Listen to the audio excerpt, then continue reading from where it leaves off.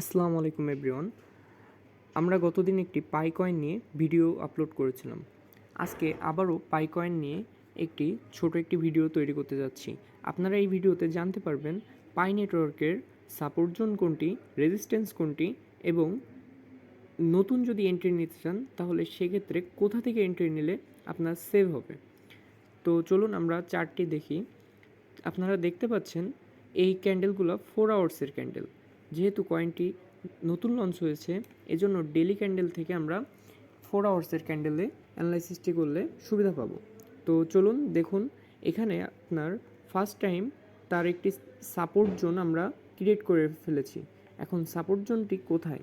Support জোনটি হচ্ছে 1.62 থেকে 1.55 পর্যন্ত। কেন এখন এটি সাপোর্ট জোন? এটি যদি আপনারা বুঝতে চান তাহলে এটা দেখতে পাবেন, এখান থেকে যখন পাই নেটওয়ার্ক আপ দেওয়া শুরু করছিল তখন সে এই 1.62 থেকে বারবার নিচে নেমে আসছিল। সে এটি ব্রেক করতে পারে নাই, তবে একটি গ্রিন বুলিশ ক্যান্ডেল নিয়ে সে এটি ব্রেক করে উপরে উঠছে। সে তার ডিমান্ড ফিল আপ করে দেন আবার ডাউনে আসছে। ডাউনে এসে তার যে রেজিস্ট্যান্সটি ছিল সেটিকে সে সাপোর্ট জোনে কনভার্ট করে নিছে। এজন্য এটি একটি strong support plus resistance zone. তো আমরা দেখতে পাচ্ছি এখন পাই নেটওয়ার্কের বর্তমান মূল্য $1.80। তো এখন কি নেওয়া সেভ হবে? না, এখন নেওয়া কোনোভাবে সেভ না।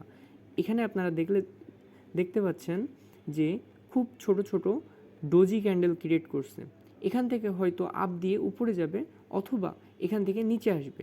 এখানে আপনারা দেখতে পাচ্ছেন একটা ট্রায়াঙ্গেল প্যাটার্ন তৈরি করছে।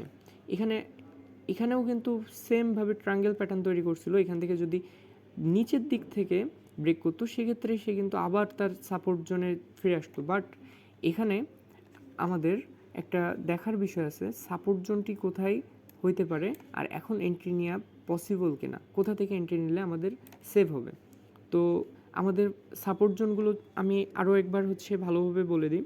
আমাদের প্রথম সাপোর্ট জোন হচ্ছে 1.62, second support zone 1.55, third support zone কোথায়? থার্ড সাপোর্ট জোনটা আমরা একটি দেখব।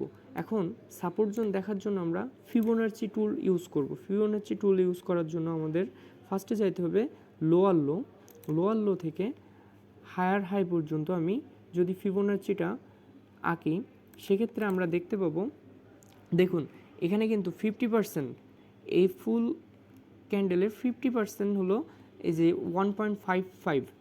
এটা হচ্ছে এজন্য আমাদের এটা হলো সাপোর্ট জোন হিসেবে কাজ করছে।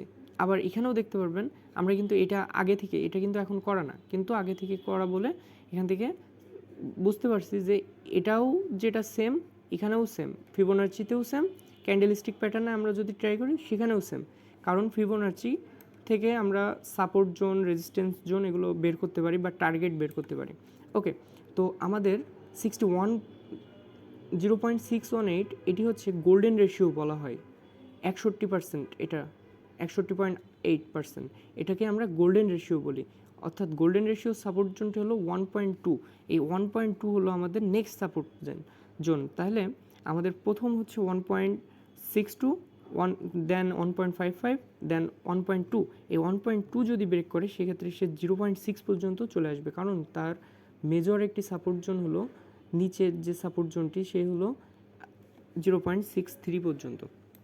তো এখন যদি আপনারা নিউ এন্ট্রি নিতে চান সেক্ষেত্রে আপনাদের অপেক্ষা করতে হবে, হয় সে এখান থেকে ব্রেক করে নিচে আসবে, নিচে এসে 1.55 অথবা 1.62 এখানে একটি বুলিশ ক্যান্ডেল ক্রিয়েট করবে, একটু বিগ বুলিশ ক্যান্ডেল ভলিউম নিয়ে।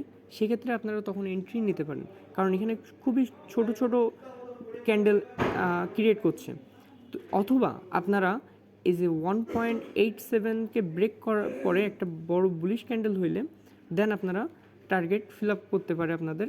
তো এখন টার্গেট কোথায় রাখা যায় সেটা নিয়ে আলোচনা করি। তো আমাদের যেহেতু এখানে এবিসিডি ক্যান্ডেল তৈরি করলেও করতে পারে, এবিসিডি প্যাটার্ন তৈরি করলেও করতে পারে, যেহেতু সে 50% রেশিওতে এসে এখান থেকে আবার আপ দেওয়ার সম্ভাবনা দেখা দিচ্ছে। তো আপনারা যদি এবিসিডি ক্যান্ডেল ক্রিয়েট না করেও আমরা যদি এমনিভাবে এখানের হায়ার হাই এবং এখানে লোয়ার লোকে মেনশন করি, সেক্ষেত্রেও আমাদের একটা সুন্দর টার্গেট আমরা দেখতে পাচ্ছি। আমাদের টার্গেটটা থাকতেছে এখানে, আমাদের টার্গেটটা তখন থাকছে আমাদের টার্গেট থাকছে 3.19 থেকে 3.47 পর্যন্ত। এখন আপনারা যদি দেখেন সেক্ষেত্রে এইখানে যাবে কখন, যখন এই ট্রায়াঙ্গেল প্যাটার্নটা উপর থেকে বুলিশ ক্যান্ডেল নিয়ে আপ দিবে, বুলিশ ক্যান্ডেল নিয়ে ব্রেক করবে, তার পরবর্তীতে আপনারা এন্ট্রি নিয়ে এখানে রিট্রেসমেন্ট হবে। এখন ফেকভাবেও তো হইতে পারে, ফেকভাবে আপ দিয়ে দেন আবার নিচে আসলো, নিচে এসে আপনারা আগে দেখবেন এখানে বুলিশ ক্যান্ডেল ক্রিয়েট করার পরবর্তীতে যদি কনফার্মেশন ক্যান্ডেল একটা ক্রিয়েট করে, মানে একটু বেয়ারিশ ক্যান্ডেলের পর গ্রিন ক্যান্ডেল শুরু হয়, সেক্ষেত্রে আপনারা এন্ট্রি নিতে পারেন। আর টার্গেট আপনারা রাখতে পারেন $3.20 থেকে $3.5 পর্যন্ত। এখন আপনারা তো এটা শর্ট টাইমের বললাম, একটু যদি লং টাইম আপনারা ভাবেন, সেক্ষেত্রে লং টাইমে আপনারা কতটুকু যাইতে পারেন।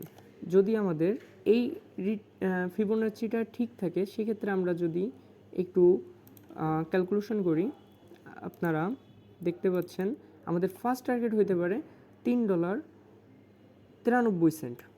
এটা হলো আমাদের ফার্স্ট টার্গেট, $3.93। যদি একটু লং টাইমে ভাবি, পরবর্তী টার্গেট হলো $5.43 এবং ম্যাক্স যদি আমরা ভাবি, সেক্ষেত্রে আমাদের এখান থেকে ম্যাক্স হলো $6.90 থেকে $7.80। তো এটা হচ্ছে আমাদের মেজর টার্গেট। আর শর্ট টাইমের টার্গেট হলো যেটা বললাম $3.5 পর্যন্ত ধরতে পারেন। এখন যেহেতু 14 তারিখ পাইডে, সেক্ষেত্রে আপনারা অপেক্ষা করুন পাইডেতে কি হয়।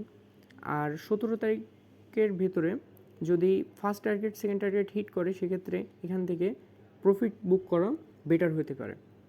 আর যদি অনেক লং টাইমের জন্য ভাবেন, সেক্ষেত্রে আপনারা রেখে দিতে পারেন। ধন্যবাদ। পরবর্তীতে আমরা আবার পাই নেটওয়ার্ক নিয়ে আপডেট দিব।